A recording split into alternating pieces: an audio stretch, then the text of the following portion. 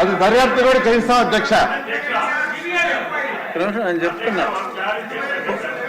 ఎవరు ఒక్కొక్కరుగా మాట్లాడండి, అందరూ ఒకేసారి మూకుమ్మడిగా మాట్లాడితే కష్టం. నేను చెప్తాను అధ్యక్ష. బెనిఫిషియర్స్ ని వాళ్ళు మార్చేశారు, దాని మీద దర్యాప్తు చేయిస్తాం. డీడీలు కట్టించుకొని వాళ్ళు బీరువాలోనే పెట్టి బ్యాంకుల్లో చాలా కాలం వెళ్ళేదన్నారు, దాని మీద కూడా దర్యాప్తు చేయిస్తామని తెలియజేస్తాను అధ్యక్ష.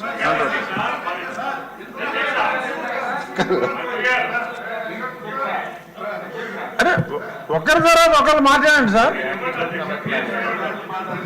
అదే బుద్ధి చౌదరి గారు, ఇప్పుడు మీరు చెప్పండి ఆయనకి సమస్య. మినిస్టర్ గారు, ఇన్ఫ్రాస్ట్రక్చర్ అర్జెంట్ గా చేయాల్సిన అవసరం ఉంది. సమగ్రంగా ఏదైతే 90,000 రూపాయలు అలాట్మెంట్ చేశారో అదే పక్కీలో మొత్తం ఎక్కడ కూడా తుప్పలు, పాములు, పురుగులతోటి నానా బాధలుగా ఉన్నాయి సార్. ఇన్ఫ్రాస్ట్రక్చర్ అర్జెంట్ గా మీరు అనుకున్న అధునాతన నగరం రావాలంటే ఇన్ఫ్రాస్ట్రక్చర్ చేయాలి. అది ఎప్పుడు లోపల చేస్తారో తెలియజేయమని కోరుతా ఉన్నాను అధ్యక్ష. ఏదైతే ఇల్లు పూర్తయిపోయినాయో వాటికి ఇమీడియట్ గా ఇన్ఫ్రాస్ట్రక్చర్ టేకప్ చేస్తాం అధ్యక్ష. రవికుమార్ గారు మీ సమస్య చెప్పండి. 435, 360 ఉన్నట్టు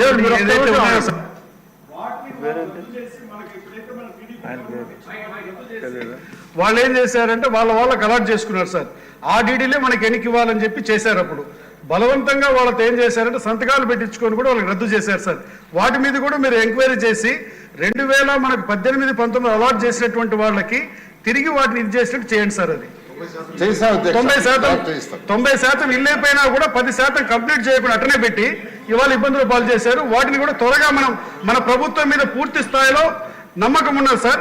మీరు కూడా వచ్చే సంవత్సరం వాళ్ళకి ఇల్లు కంప్లీట్ చేసి ఇవ్వాల్సిందిగా కోరుతూ 2018, 19 అలాట్ అయిన వాళ్ళకి ఆ ఇల్లు అందజేయాలి సార్ ఆ లబ్ధిదారులకి. రవికుమార్ గారు. అధ్యక్ష, గౌరవ మంత్రి గారికి సార్, ఇప్పుడు వారు చెప్పిన, ఎమ్మెల్యే గారు చెప్పింది నేను చెప్పిన అధ్యక్ష, మీరు 2018, 19లో ఆన్లైన్ లో అప్లికేషన్ తీసుకున్నారు అధ్యక్ష. గవర్నమెంట్ ఆఫ్ ఇండియా దానికి ఒక వెబ్సైట్ ఇచ్చింది అధ్యక్ష. ఆ ఎలిజిబిలిటీస్ అన్ని కూడా ఆ వెబ్సైట్ లో ఎలిజిబిలిటీస్ వచ్చిన తర్వాతనే లబ్ధిదారులని ఫైనలైజ్ చేశారు అధ్యక్ష. ప్రభుత్వం మారిన తర్వాత వాళ్ళు వాలంటీర్లు పెట్టుకొని వాలంటీర్ల ద్వారా వీడు అనర్హుడు, వీడు ఇది కాదు, వీడు ఇంట్లో లేడు, వీడు చచ్చిపోయాడు, బతుకున్న వాళ్ళకు కూడా చచ్చిపోయాడని చెప్పి రిపోర్ట్లు ఇచ్చారు అధ్యక్ష. ఆ లబ్ధిదారుల పేర్లు తీసేయాలని కక్ష కట్టి. కాబట్టి గౌరవ మంత్రి గారు ఈ సభలో మీరు చాలా స్పష్టంగా ఎవరికైతే 2018, 19లో మీరు ఆ రోజు ఎలిజిబుల్ క్రైటీరియా ప్రకారం డిసైడ్ చేశారో లబ్ధిదారులు, వాళ్ళందరూ కూడా రిస్టోర్ కావాలి అధ్యక్ష. లేకపోతే ఏం చేశారంటే అధ్యక్ష, మీరు ఇల్లు లేకపోతే మీ ఇల్లు రావు, మీరేమో సెట్ పట్టా తీసుకోండి అని చెప్పి వాళ్ళకి అదిరించి బెదిరించి ఏ ఇల్లు లేకుండా చేశారు అధ్యక్ష. కాబట్టి 2018, 19లో మీరు ఎవరైతే ఎలిజిబిలిటీ ఉన్నారో వాళ్ళందరినీ కూడా రిస్టోర్ చేయాలి అధ్యక్ష. తప్పనిసరిగా వాళ్ళకి కేటాయించాలి అధ్యక్ష. ఇది ఒకటి, ఇదొక క్లారిఫికేషన్. రెండవది, మీరు లబ్ధిదారులకి ఒకసారి కోన రవికుమార్ పేరు డిసైడ్ అయిన తర్వాత పిఎంఏవై నా పేరు మీద సబ్సిడీ రిలీజ్ చేసింది, గవర్నమెంట్ ఆఫ్ ఆంధ్రప్రదేశ్ నా పేరు పైన సబ్సిడీ రిలీజ్ చేసింది. నేను బ్యాంకులో లోన్ తీసుకుని నా డబ్బులనేమో నేను గవర్నమెంట్కి చెల్లించాను. బట్ నాకు ఇంతవరకు ఇల్లు అప్పచెప్పలేదు. ఈ మిస్యూజింగ్ ఆఫ్ మనీ ఎవరు చేశారు, ఎక్కడ చేశారు, అది ఏ రకంగా వెళ్ళింది, వారిపైన ఎందుకు మీరు విచారణ చేస్తారా చేస్తారని చెప్పారు. నేను డిమాండ్ చేస్తున్నాను అధ్యక్ష, నేను డిమాండ్ చేస్తున్నాను. చేయకముందే ఆయన చేస్తానన్నారు. ఆయన చేస్తామని చెప్పలేదు, చూస్తామంటున్నారు అధ్యక్ష. సభ్యులు చెప్పినట్టు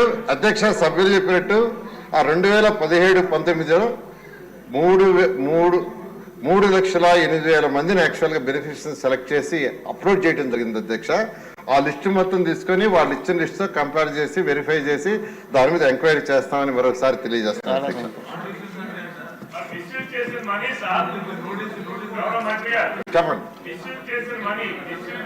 మనీ ఇప్పుడు నేను బ్యాంక్ లో డబ్బులు మీ గవర్నమెంట్ కట్టాను, నాకు ఇల్లు ఇవ్వలేదు, నా పరిస్థితి ఏమిటి? To whom I have to say అధ్యక్ష, దాని మీద కూడా ఎంక్వైరీ చేసి యాక్షన్ తీసుకోవడం జరుగుతుంది అధ్యక్ష. ఏ అధికారులు అయితే తప్పు చేస్తారో వాళ్ళ మీద యాక్షన్ తీసుకోవడం జరుగుతుంది. ఆదేశిస్తున్నాం, ఇప్పుడు ఆదేశిస్తున్నాం అధ్యక్ష. అధికారులు ఇక్కడే ఉంటారు, ఇప్పుడు ఆదేశిస్తున్నారు. నెట్టేస్తే కాదు అధ్యక్ష, అధికారులకు బాధ్యత ఉండొచ్చు, కానీ నడిపింది ఎవరు అధ్యక్ష? స్కిల్ డెవలప్మెంట్ లో చంద్రబాబు నాయుడుకి సంబంధం ఏంటి అధ్యక్ష? దయచేసి సభ్యులు కూర్చోవాలి. నారాయణ గారు మంత్రి గారు చాలా స్పష్టంగా అన్ని చాలా స్పష్టంగా చెప్పారు. చర్యలు తీసుకుంటాను, ఇప్పుడే ఆదేశిస్తానని కూడా చెప్పారు. ఇక మొదలెట్టిన విష్ణుకుమార్ రాజు గారు ముగించాలని ఉబలాటంగా ఉన్నారు. ఒక్క నిమిషం ఎక్కువ మాట్లాడవచ్చు సార్, పాయింట్ చెప్పండి. తమరి ద్వారా సభ అందరికీ కూడా, రాష్ట్ర ప్రజలందరికీ కూడా తెలియజేసేది ఏంటంటే అధ్యక్ష, ఏదైతే అద్భుతమైన కలర్స్, టీడీపీ కలర్స్ వేయలేదు అక్కడ, అందరికీ ఆమోదయోగ్యమైన కలర్సే ముఖ్యమంత్రి గారు చెప్తే మేము 3-4 సార్లు కలర్స్ ఆ విధంగా వేసి ట్రయల్స్ చేసి తర్వాత కలర్స్ ఫైనలైజ్ చేసి లైట్ క్రీమ్ కలర్ వేయటం జరిగింది అధ్యక్ష. ఇప్పుడు ఇందాక మంత్రి వర్యులు చెప్పారు, ఈ Jaganmohan Reddy half white half blue colours ఎందుకు వేశారు, మాకు అడ్మినిస్ట్రేటివ్ శాంక్షన్ లేదని చెప్తున్నారు అధ్యక్ష. వేయకపోతే బొక్కలు దోసేస్తారని భయంతో వేశారు కాంట్రాక్టర్స్ అందరూనే. అత్యంత దారుణంగా ఆ రోజు మీటింగ్ విశాఖపట్నంలో జరిగింది. బొత్స సత్యనారాయణ గారు అప్పుడు ఉన్న మంత్రివర్యుల అధ్యక్ష, మంత్రివర్యులు ఇప్పుడు ఎమ్మెల్సీగా తర్వాత శాసన మండలిలో కూడా వారు ప్రతిపక్ష నేతగా ఉన్నారు. వారు స్వయాన మీరు ఏదో ఇన్ రైటింగ్ రాసి ఇవ్వండి సార్ అంటే, మా మాటే జీవో, ఎవరి మాట అండి, మా మాటే జీవో అని చెప్పిన పెద్ద మనిషి బొత్స సత్యనారాయణ గారు. ఆయన ఎందుకు చెప్పారు? జగన్మోహన్ రెడ్డి చెప్పారు కాబట్టి మేము చెప్తున్నాం, మీరు చేయండి అన్నారు. ఆ రోజు శ్రీలక్ష్మి గారు మేడం గారు కూడా ప్రిన్సిపల్ సెక్రటరీగా ఉన్నారు.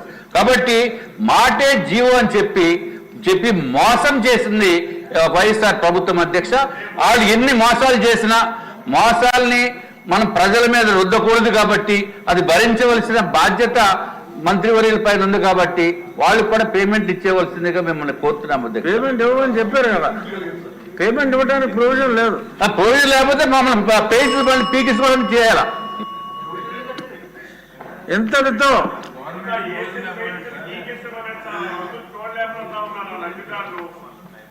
ఇంతటితో ఈనాటి సమావేశం ముగిసింది. తిరిగి సోమవారం ఏమండి దయచేసి కూర్చోండి. నేను మాట్లాడుతున్నప్పుడు కూడా మీరే నుంచుని మాట్లాడేసి ఇష్టం వచ్చినట్టు ఉంటాం, కరెక్ట్ కాదు. దయచేసి కూర్చోండి సభ్యులు. ఇంతటితో ఈనాటి సమావేశం ముగిసింది. తిరిగి సోమవారం 18 నవంబర్ ఉదయం 9 గంటలకు అందరూ సమావేశం అవుదాం. నమస్తే.